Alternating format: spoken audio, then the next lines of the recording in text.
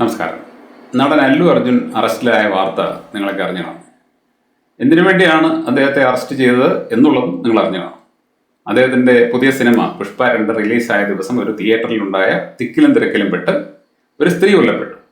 അവർക്ക് ഏതാണ്ട് 39 വയസ്സ് പ്രായമുണ്ടായിരുന്നു. അവരുടെ 9-10 വയസ്സ് പ്രായമുള്ള മകൻ ഗുരുതരമായിട്ട് പരിക്ക് പറ്റി ആശുപത്രിയിലാണ്.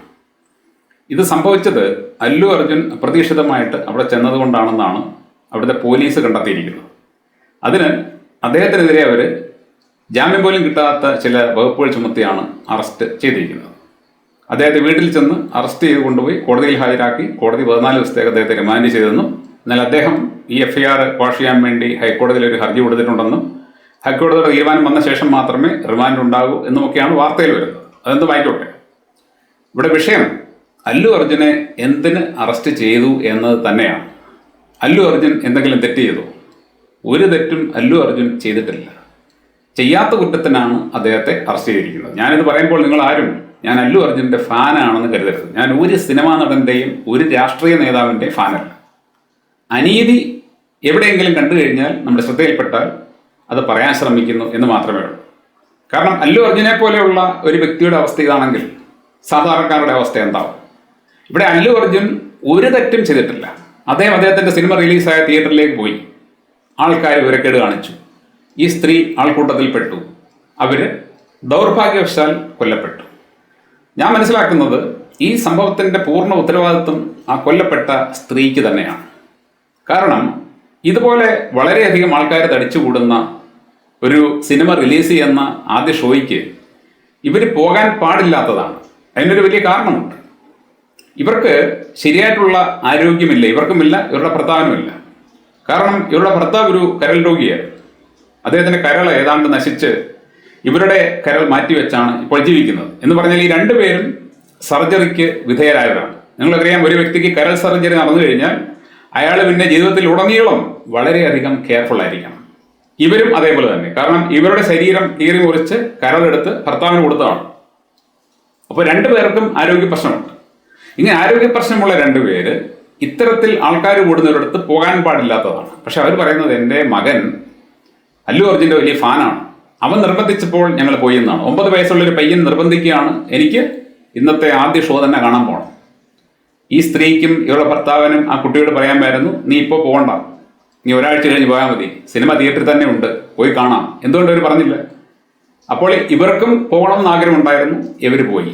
ഇവർ യഥാർത്ഥത്തിൽ പോകാൻ പാടില്ലാത്തതാണ്. അതുകൂടാതെ ഞാൻ മനസ്സിലാക്കുന്നത് അല്ലു അർജുൻ അവിടെ വന്നപ്പോൾ ഈ പയ്യൻ അമ്മയോട് പറഞ്ഞതാണ്, അമ്മേ നമുക്ക് അർജുൻ്റെ അടുത്തേക്ക് പോകാം.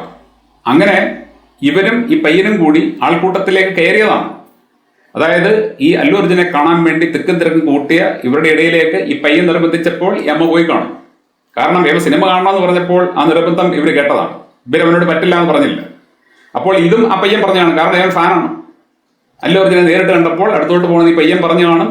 അമ്മ ഇവനെ കൂട്ടിക്കൊണ്ട് ആൾക്കൂട്ടത്തിൽ കയറി കാണും. ചെയ്യാൻ പാടില്ലാത്ത കുറ്റം അവർ ചെയ്തു, അവർ കൊല്ലപ്പെട്ടു.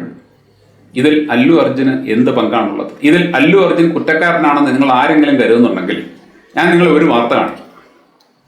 ഇത് 2022 ആന്ധ്രയിൽ തന്നെ നടന്ന കാര്യമാണ്. ചന്ദ്രബാബു നായിഡുവിൻ്റെ ഒരു റാലിയിൽ പങ്കെടുത്ത 7 പേര് തിക്കിലും തിരക്കിലും പെട്ട് കൊല്ലപ്പെട്ടു. എന്നിട്ട് ചന്ദ്രബാബു നായിഡുവിനെ അതിൻ്റെ പേരിൽ അറസ്റ്റ് ചെയ്തു. എന്തുകൊണ്ട് ചെയ്തില്ല? ഇനി മറ്റൊരു സംഭവം ഞാൻ നിങ്ങളെ കാണിക്കാം. ഇത് ഈ വർഷം തന്നെ ജൂലൈ മാസത്തിൽ നടന്നതാണ്. UP ഹത്രാസ് എന്ന് പറയുന്ന സ്ഥലത്ത് ഭോലെ ബാബ എന്ന പേരുള്ള ഒരു ആൾദൈവം നടത്തിയ സത്സംഗിൽ ഉണ്ടായ തെക്കിലും തിരക്കിലും പെട്ട് 121 പേര് കൊല്ലപ്പെട്ടു. ഈ 121 പേരിൽ ഭൂരിപക്ഷവും സ്ത്രീകളും കുട്ടികളുമാണ്. എങ്ങനെയാണ് അവർ കൊല്ലപ്പെട്ടത്? ഈ മനുഷ്യൻ സത്സംഗമൊക്കെ കഴിഞ്ഞിട്ട് അദ്ദേഹത്തിൻ്റെ കാറിൻ്റെ അടുത്തേക്ക് പോകുന്ന സമയത്ത് ഇങ്ങേരുടെ കാല് ചവിട്ടുന്ന ഇടത്തെ മണ്ണെടുക്കാൻ വേണ്ടി സ്ത്രീകൾ മത്സരിച്ചതാണ്. ആ മണ്ണെടുക്കാൻ വേണ്ടി ഇവരെല്ലാം കൂടി മത്സരിച്ചപ്പോൾ ഒന്നിൻ്റെ മേൽ കയറി വീണ് ബഹളമായി ഇടിയും തൊഴിയും ചവിട്ടും കൊണ്ട് ഈ സ്ത്രീകളിൽ 121 പേര് കൊല്ലപ്പെട്ടു. ഒരുപാട് പേർ പരിക്ക് പറ്റി, ഒരുപാട് കുട്ടികൾ കൊല്ലപ്പെട്ടു. ഇയാളുടെ കാൽച്ചുവട്ടിലെ മണ്ണെടുത്തുകൊണ്ട് പോയി വീട്ടിൽ വെച്ച് കഴിഞ്ഞാൽ എന്തൊക്കെ ഐശ്വര്യം വരുമെന്ന് ഈ വിവരമില്ലാത്ത സ്ത്രീകൾ ചിന്തിച്ചു. അവരുടെ അന്ധവിശ്വാസത്തെ മുതലെടുത്തുകൊണ്ടാണ് ഇയാൾ ഈ സത്സംഗം നടത്തുന്നത്.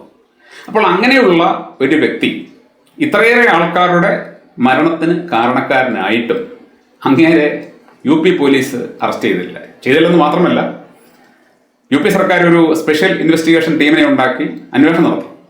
അന്വേഷണം നടത്തിയപ്പോൾ ആ റിപ്പോർട്ടിൽ ഈ മനുഷ്യൻ്റെ പേര് പോലുമില്ല.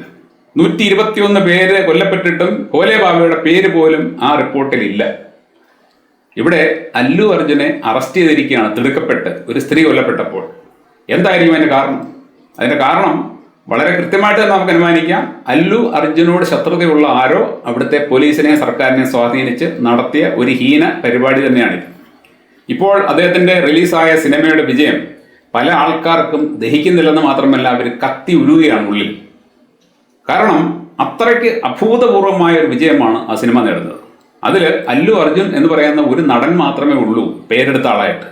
മിക്കവാറും ഇങ്ങനെയൊക്കെയുള്ള ഒരു വിജയം നേടുന്ന സിനിമയിൽ ഒന്നിലേറെ വലിയ താരങ്ങൾ കാണും. എന്നാൽ ഇതിൽ അല്ലു അർജുൻ എന്ന് പറയുന്ന ഒറ്റ നടൻ മാത്രമേ ഉള്ളൂ. ഹിന്ദിയിലും തെലുങ്കിലും ലോകത്തിന്റെ വിവിധ ഭാഗങ്ങളിലും ആ സിനിമ നേടുന്ന അത്യുജ്വല വിജയം തെലുങ്കിലെ ഒരുപാട് നടന്മാർക്ക് കടുത്ത അസൂയ ഉണ്ടാക്കിയിട്ടുണ്ട്. അപ്പോൾ ആ സിനിമയുമായിട്ട് ബന്ധപ്പെട്ട് ഇങ്ങനെ ഒരു സംഭവം നടന്നപ്പോൾ ഇവർ അതിൽ പിടിച്ചു തൂങ്ങി അദ്ദേഹത്തിനിട്ട് ഒരു പണി കൊടുക്കാൻ ശ്രമിച്ചതാണ്. അതിനവിടുത്തെ പോലീസ് കൂട്ടുനിന്നെങ്കിൽ എനിക്ക് അവിടുത്തെ പോലീസിനോടും ഏത് സ്ഥലത്തെ പോലീസായാലും അവരോട് പറയാനുള്ളത്, ഇങ്ങനെയുള്ള നാണംകെട്ട പണിക്ക് നിങ്ങൾ കൂട്ടു നിൽക്കരുത്. എത്ര പണം കിട്ടിയാലും ആര് തന്നെ വിളിച്ചു പറഞ്ഞാലും ഏത് നേതാവ് ആവശ്യപ്പെട്ടാലും ശരി, അനീതിയുള്ള കാര്യങ്ങൾക്ക് കൂട്ടു നിൽക്കരുത്, അനീതി നിങ്ങൾ ചെയ്യാൻ പാടില്ല. പക്ഷെ നിങ്ങളത് ചെയ്തു. ഇതാണ് നമ്മുടെ രാജ്യം നേരിടുന്ന ദുര്യോഗം. ചന്ദ്രബാബു നായിഡുവിനെ അറസ്റ്റ് ചെയ്തില്ല, ഭോലെ ബാബയെ അറസ്റ്റ് ചെയ്തില്ല, അല്ലു അർജുനെ അറസ്റ്റ് ചെയ്തു.